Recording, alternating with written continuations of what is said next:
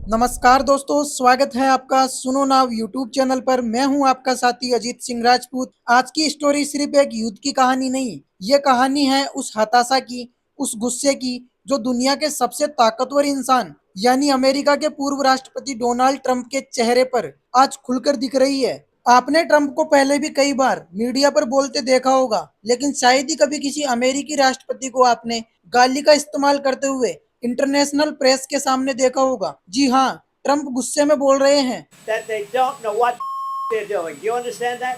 वाह दोस्तों, अब आप लोग भी देख सकते हो कि दुनिया का सबसे ताकतवर देश और दुनिया का सबसे ताकतवर इंसान किस भाषा का प्रयोग कर रहे हैं। और यहाँ पर बात किसकी हो रही है? इसराइल और ईरान की, क्योंकि उनकी बात कोई नहीं सुन रहा। और दोस्तों, इस बात से आप लोग पता लगा सकते हो कि डोनाल्ड ट्रंप अभी के समय में कितने ज्यादा फ्रस्ट्रेटेड हैं। अब पूरा मामला क्या है, चलिए समझते हैं। कुछ दिन पहले ट्रंप ने बड़ी शांति से ऐलान किया था कि उन्होंने ईरान और इसराइल के बीच में सीज फायर करवा दिया है, लेकिन कुछ ही घंटों बाद ईरान ने फिर से मिसाइलें दाग दी और इसराइल ने उसका जवाब बॉम्बिंग से दे दिया। यानी जो शांति का संदेश ट्रंप लेकर आए थे उसकी बिल्कुल भी कदर नहीं है। दोस्तों, ट्रंप को उम्मीद थी, ट्रंप चाहते थे कि उनके कहने पर सब कुछ रुक जाएगा, लेकिन हकीकत ये रही, न तो ईरान रुका, न इसराइल रुका और न ही ट्रंप के कोई ट्वीट्स का असर पड़ा। अब दोस्तों, जरा आप ट्रंप के ट्वीट्स सुनिए।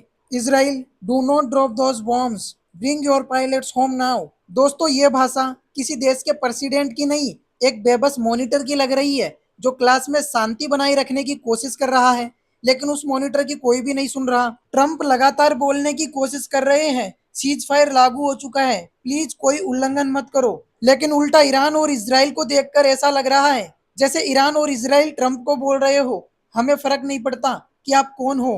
अब दोस्तों, सवाल ये है कि जब सीज फायर हो चुका था तो फिर हमले क्यों हो रहे थे?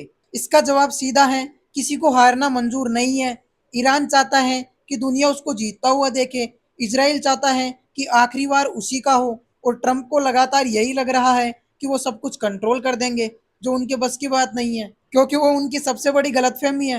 लेकिन दोस्तों, हकीकत यह है कि तीनों की मर्जी से हालात नहीं चल रहे, और यही कारण है जिसकी वजह से मिडल ईस्ट आज बारूद के ढेर पर बैठा है। दोस्तों, ट्रंप की नाराजगी सिर्फ इस बात से नहीं है कि सीज फायर टूट गया, बल्कि उनकी पावर आज बेअसर साबित हो रही है। वो खुद को शांति दूत की तरह पेश कर रहे थे, नोबेल प्राइज नॉमिनेशन भी उन्हीं के पास में था, लेकिन ईरान और इसराइल दोनों उन्हें नजरअंदाज कर दिए। दोस्तों, ये बिल्कुल ऐसे ही है जैसे पेरेंट्स अपने बच्चे को लड़ाई से रोक रहे हो और बच्चे एक दूसरे पर कुर्सियां फेंक रहे हो। दोस्तों, ट्रंप के गुस्से की एक और बड़ी वजह ईरान का बयान है कि हमारा न्यूक्लियर प्रोग्राम अभी भी बचा है, हम उसे फिर से चालू कर लेंगे। अब आप लोग सोचिए, अमेरिका ने स्ट्राइक की, पेंटागन बोला हमने डेवास्टेट कर दिया ईरान को, लेकिन ईरान बोल रहा है कुछ खास नहीं हुआ।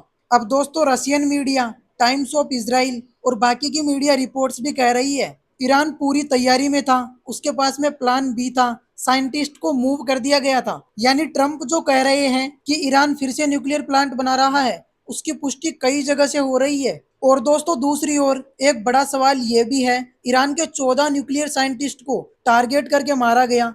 ईरान का कहना है कि हमारी जानकारी लीक हुई है, शायद आईएईए के डेटा से, और ये इसराइल के हाथ लगी। यानी दोस्तों, मोसेड ने ग्राउंड लेवल पर टारगेट करके साइंटिस्ट को खत्म किया, और ये सब कुछ ऐसे समय में हुआ जब ईरान का न्यूक्लियर प्रोग्राम बिल्कुल सेफ बताया जा रहा था। और दोस्तों, आप लोगों की जानकारी के लिए बता दूं, आप लोगों को अभी भी यही लग रहा होगा कि इस पूरी की पूरी कहानी में ट्रंप, ईरान और इसराइल ही है, तो ये आपकी सबसे बड़ी गलतफहमी है, क्योंकि इसमें रसिया भी कूद पड़ा है। क्योंकि रूस के पूर्व राष्ट्रपति ने कहा हम ईरान को न्यूक्लियर वॉरहेड देने के लिए तैयार हैं, और दोस्तों, ट्रंप इस बात पर भड़क गए और बोले अगर ऐसा हुआ तो हमारी न्यूक्लियर सबमरीन्स तैयार हैं। यानी दोस्तों, ये मामला सिर्फ मिडिल ईस्ट तक सीमित नहीं रहेगा, बल्कि ये वर्ल्ड वॉर जैसी स्थिति बन सकता है। अब दोस्तों, ट्रंप की सबसे अजीब बात तो ये लगी, क्योंकि ट्रंप कुछ घंटों बाद में बोले उम्मीद है कि चीन अब ईरान से तेल खरीदेगा और अमेरिका से भी। अब जरा आप लोग सोचिए, अभी कुछ दिन पहले अमेरिका धमकी दे रहा था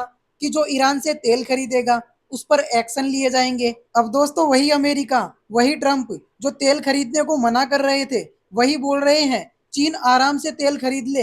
अब दोस्तों, आप लोग ट्रंप की इन बदलती हुई बातों से अंदाजा लगा सकते हो कि ट्रंप का कंफ्यूजन लेवल कितना ज्यादा बढ़ चुका है। अब दोस्तों, हम लोग बात कर लेते हैं कि आगे क्या हो सकता है, यानी आगे जाकर क्या ये मामला शांत होगा या और ज्यादा बढ़ेगा? तो दोस्तों आप लोगों को बता दूं, जैसे जैसे ये टकराव बढ़ता हुआ दिख रहा है, तो ये छोटा सा टकराव भी किसी भी वक्त बड़े वॉर में बदल सकता है। क्योंकि अगर इसराइल ने ईरान के किसी टॉप लीडर को टारगेट कर दिया, या फिर ईरान ने इसराइल की राजधानी के अंदर बड़ा अटैक कर दिया, तो ये बहुत बड़ा युद्ध छिड़ सकता है। क्योंकि दोस्तों जाहिर सी बात है, अगर कोई देश किसी देश के ऊपर अटैक करता है और उसका टॉप लीडर मारा जाता है, या फिर कोई देश किसी देश की राजधानी के ऊपर ही अटैक कर देता है, तो मामला बहुत ज्यादा गंभीर हो जाता है। और यार आगे चलकर अगर गलती से भी ऐसा होता है, तो ये छोटा सा युद्ध भी बहुत बड़ा रूप ले सकता है। और दोस्तों अगर ट्रंप के इस वक्त की हालत की बात करें, तो ट्रंप की हालत वैसे ही है जैसे दोस्तों मान लो कोई राजा है जिसका सेनापति और जनता दोनों ही उसकी बात नहीं मान रही।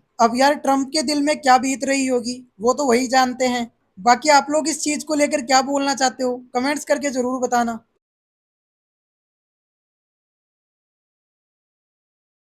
क्योंकि दोस्तों अल उदैद एयरबेस जो अमेरिकी मिलिट्री बेस है और इस पूरे संघर्ष में चर्चा में भी रहा है, तो आप लोग कमेंट्स करके बताना कि वो कौन से देश में है। अपना उत्तर कमेंट्स में जरूर देना। जो भी सही कमेंट्स करेगा उसकी कमेंट्स को मैं पिन कर दूंगा। बाकी आज का ये वीडियो आप लोगों को कैसा लगा कमेंट्स करके जरूर बताना। अगर आपको वीडियो थोड़ा बहुत भी नॉलेजेबल लगा तो वीडियो को लाइक शेयर और चैनल को सब्सक्राइब जरूर कर देना।